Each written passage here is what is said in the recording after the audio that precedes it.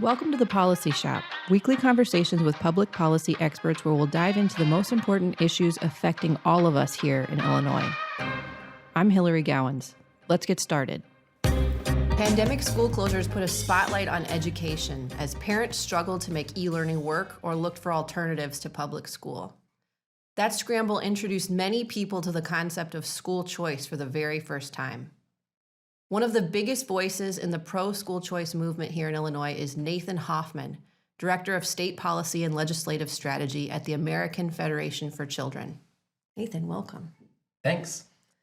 All right, so you and I have worked together in partnership for a while. It's been so fun getting to know you and your work more. Just to introduce you and this concept of school choice more broadly, talk about why you got into this in the first place and what school choice means to you. Sure. So, I didn't grow up in Chicago. I grew up 200 miles south in our state capital, Springfield, Illinois, where it's a big Catholic town.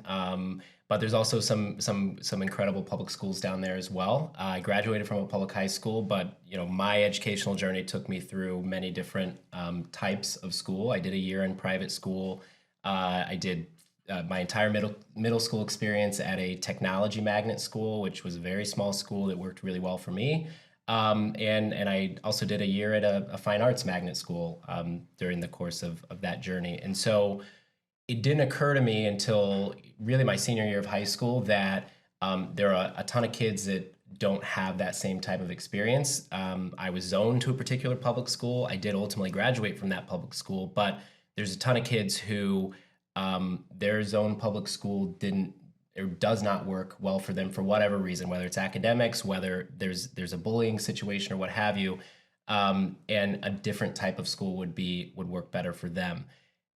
I also realized that not every kid is as lucky as I was to be born into a family that sort of knows how to navigate the school system, knows when to apply for a lottery to get into a magnet school, or knows how to navigate a financial aid process at a private school. And so what I realized is we're missing a ton of kids. There's a ton of kids out there who are just, by virtue of the situations they're born into, don't ever get to have a good educational experience. And so I started looking into, how can we fix that, and stumbled across actually school choice, and didn't realize it was as partisan as it's become. I think it's become even more partisan since I got started in it. But that's sort of been the journey that brought me to school choice initially.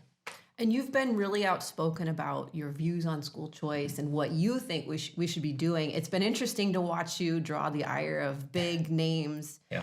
Whether it's Stacey Davis Gates or whoever else. But you stand firm in your beliefs. What's that like to take heat? Yeah, I mean, we often say, like, we're standing high on the moral high ground here, and history, whenever that is, if it's in 2 years, if it's in 10 years, if it's another 30 years that we have to go through for everyone to realize, or at least more people to realize, that giving families the same opportunity that many people who lead the opposition have to decide where their kids go to school. So giving every family that opportunity is not this big bad scary thing that the unions and others that they fund would like it to be. I don't have a problem with controversy, and it's gotten me in trouble in some places. But generally speaking, I don't have a problem with it, and I'm very comfortable playing the role of villain if that's what's going to be necessary to get more kids in a situation of a better education. So the fact that Stacey Davis Gates comes after me, I'm not really concerned about that. And to be quite honest, she runs the third largest teacher union in the country. So if she's spending her time on Twitter dealing with me, who just works at a nonprofit, then I think whatever we're doing is working. So it's pretty funny to be the villain when you're the one standing up Yeah. for kids who can't afford tuition for Right. schools that might work better for them. But I mean, if that's what a villain means, then that's Yeah, absolutely. telling you quite a bit. It is. It's been so fascinating to work on school choice here in Illinois. My story is pretty similar to yours. So I grew up in Ohio. Mom was a public school teacher. I went to public school through elementary school. And then it became pretty clear that a better fit for me was going to be the Catholic school system. And so I was fortunate, my mom and dad, same as you, we were able to navigate that system and make it work. Yeah. But to your point, there are so many kids who don't have that. They're not lucky enough to have that same situation. So what does it look like? And let's talk here in Chicago, because that's where you're based now. What does it look like here in Chicago when kids are stuck in a system that just doesn't work for them? Yeah, I mean, well, it's a grim situation, and I think we've seen.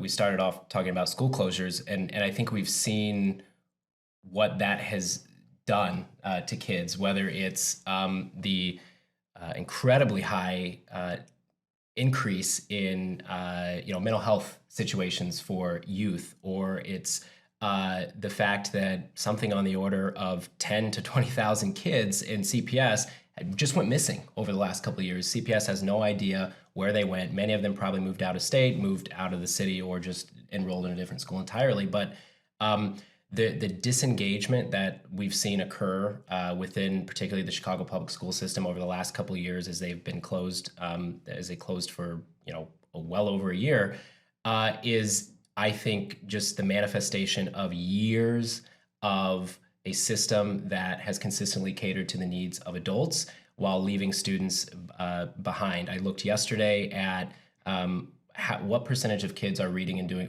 doing math on grade level in 2019, so pre-COVID, because we know it's lower today.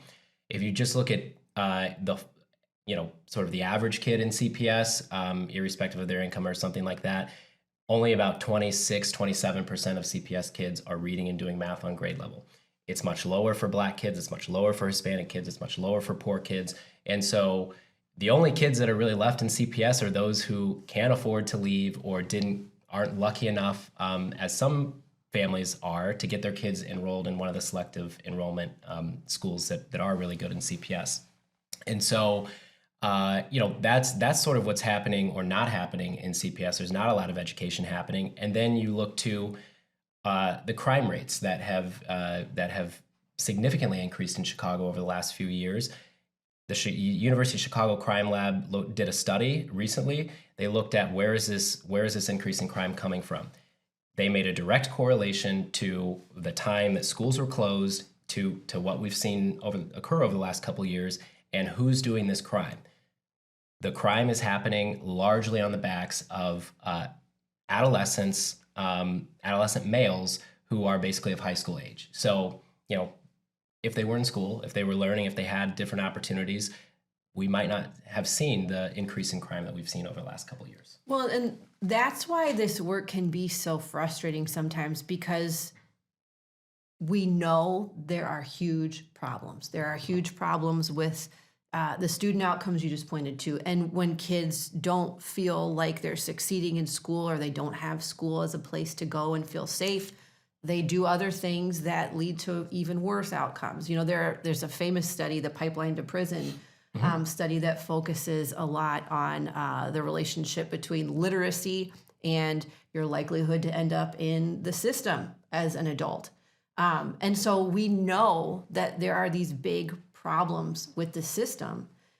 And I think there's this inertia, like, okay, well, this is the way we've been doing things. We've got this mega public school system, and that's just the way it is. So that has to be a huge part of the problem for you, especially when you're dealing with this idea that, okay, there could be a better way. Talk about the resistance. What is the resistance to trying new things? Yeah, I mean, I don't quite get the resistance, mostly because, the people who are resistant to this, and we should probably talk about those people, because it's a small group of people, and they all have a financial interest in making sure that the system doesn't change. If we've polled the issue of school choice in the state of Illinois, we know that 66% of Democrats support it. It's a bipartisan issue. We know that 71% of Black voters support it. We know that 81% of Hispanics voters support the issue. So this is not just a conservative issue. It's not just a a class issue based on wealthy people want this and nobody else does. In fact, the opposite is true. The people that want it the most are those who have been subjected to sort of the worst situations in their neighborhood schools. And so I don't get the resistance. The resistance will tell you that we're going to simply allowing families to choose where they go to school will defund the public school system. That has never occurred in the 30 years that we've had, particularly private school choice programs in this country. But I also think it's maybe an omission of something too when they say that if the knee-jerk reaction is, hey, if we give parents the right to choose where to go to school, they're not going to choose us. That's a problem, but it's not the parents' problem. That's a problem for the school system to figure out. So yeah, this issue of defunding the public schools hasn't happened. This issue around your teachers are going to be out of a job if you provide school choice has never happened. In fact, I think the opposite can be created in sort of a really thriving school choice system, because not only do you give parents an opportunity to get away from sort of a system that the public school system, which has been the monopoly, but you give teachers an opportunity to go try their hand at working in different school settings as well, whether that is a private school, a charter school, or increasingly these micro school opportunities that teachers are starting themselves. We were talking before we started rolling the camera too. I think that's a really important point. Choice introduces options and different ways of doing things. I was telling you a little bit about my mom. And the reason I bring this back up is because we bring up the resistance to this. Our friend behind the camera asked a good question before we started. Well, why do teachers not like school choice? And I think in places where there is school choice, your counter to that would be they do like it because it gives them options. I shared with you that my mom, who worked as a public school teacher, a second grade teacher for 35 years, really started to lose her love of teaching as time went on because she lost the flexibility to teach her kids the way she knew they needed her. Mm-hmm. So there's this idea of the loss of joy in the classroom, I think, that creeps in when you create these monolithic systems. Teachers lose their joy. A lot of great teachers feel called to teach, and they get beaten down by these rigid rules, and that stinks. Like, that's no fun. So I feel like there's this opportunity to reintroduce joy for teachers, to reintroduce the joy of learning for kids when they're finally in a place where they feel encouraged, where they feel like the teaching matches their learning style. I just don't get it. I'm a mom now too, and so I see how each kid learns differently. Yeah, I mean, like, what are we doing? Yeah, like those of us in the the pandemic, the COVID-19 pandemic was terrible. From a health standpoint, from just a lot of people lost loved ones and things like that.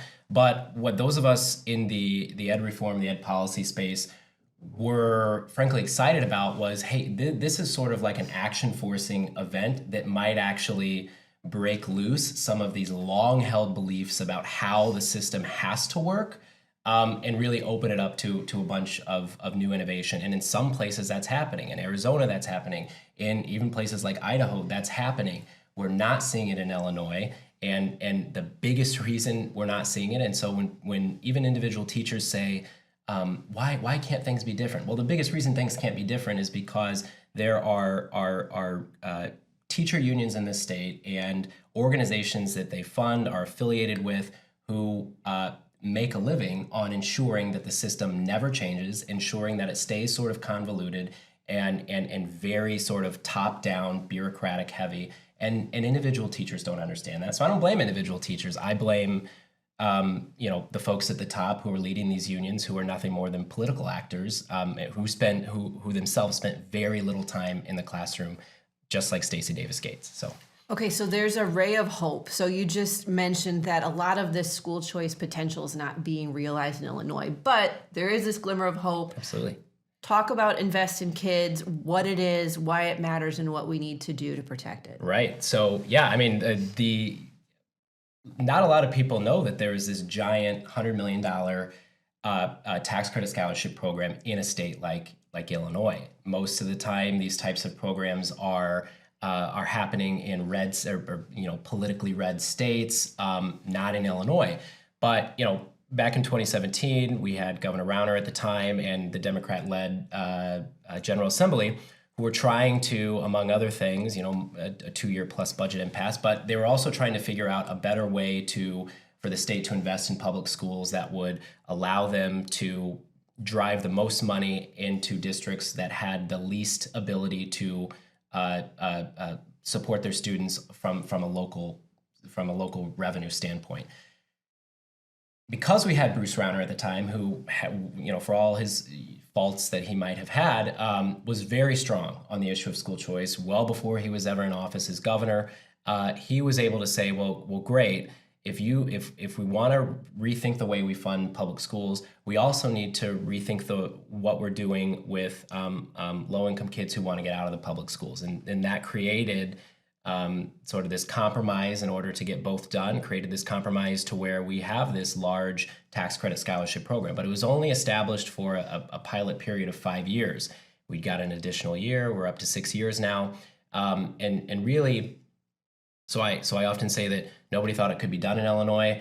Even fewer people thought that it could be sustained in Illinois. But over the last 5 years, despite the opposition from at the time from Governor Pritzker, who's now come out in support of the program, despite the fact that every year there's a kill bill that's introduced by a member of the General Assembly, the users of this program, the parents, the school leaders, have come out in full force, and they've won against better funded, more entrenched interests than they are. They've won every time. And so now we're in the situation where we're coming up on the sunset of the pilot in December 31st of 2023, and everyone who's been served by this program, the $300 million or more that's been raised by the program, the 30,000 plus scholarships that have been provided since 2018, all of that goes away unless the General Assembly sort of takes action to what we're saying is to remove the sunset.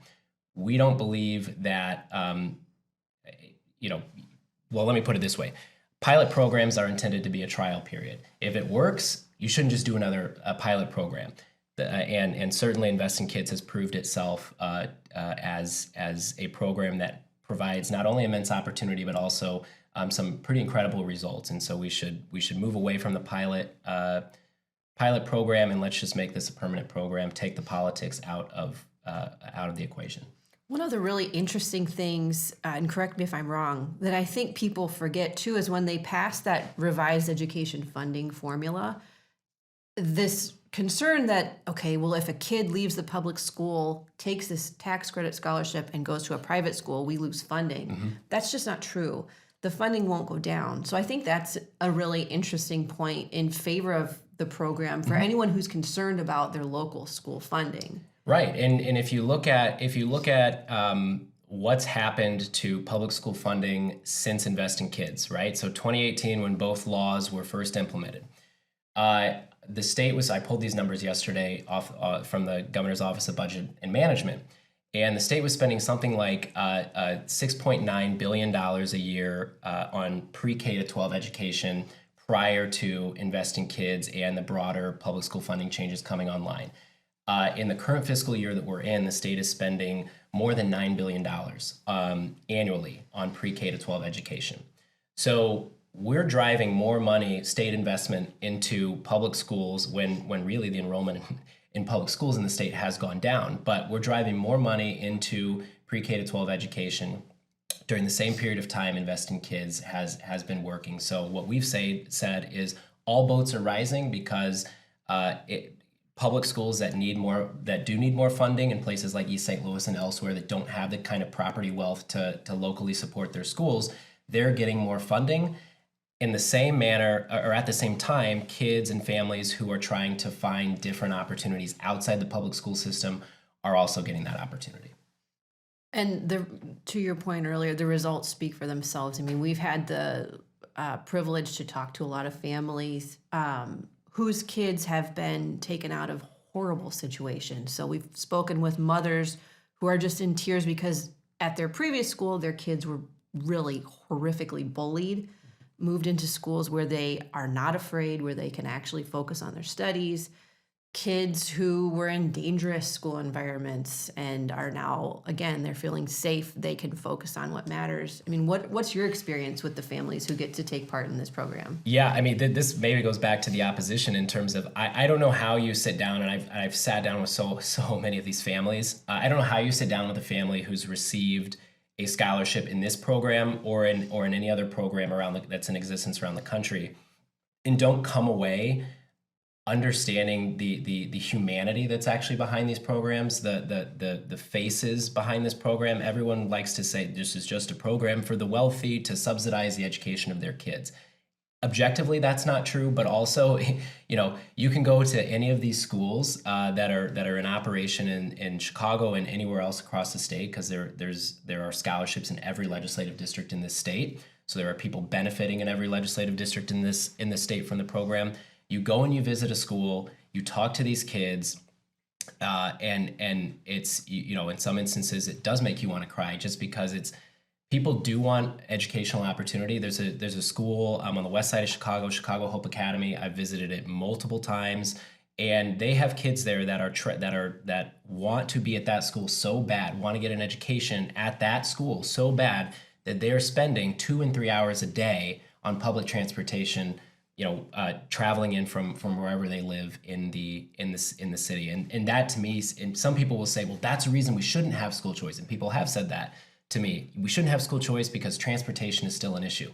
I would counter by saying, tell that to the families who are taking part in school choice and are figuring it out from a transportation front. We still need there's more we could do on the transportation side of things, but as I've said, I think on Twitter, that is a wholly insufficient reason to not support school choice, simply because transportation may be a barrier to some families. So, my experience has been, when you actually go and meet the people behind the program, and I think as policy people, we don't do enough of this. I think IPI actually does an incredible job of sort of telling the stories behind the policy, but we in my space don't do a good enough job, I think, telling those same types of stories, and it just becomes sort of this policy battle that's happening in ivory towers or in state capitals, when really there's all of these people who are benefiting behind the scenes. That's why we're a dream team, Nathan. Yeah, absolutely. All right. Well, it's always fun to talk with you. I love it. Anyone who's not following American Federation for Children, check them out. Nathan Hoffman is fantastic. Your Twitter presence is a must read for anyone who follows school choice in Illinois. So we'll see what happens with Invest in Kids here in January, most likely. Yep. But keep us posted. It's always awesome to hear from you. Thanks so much. Thank you very much. Listen and subscribe to The Policy Shop wherever you get your podcasts.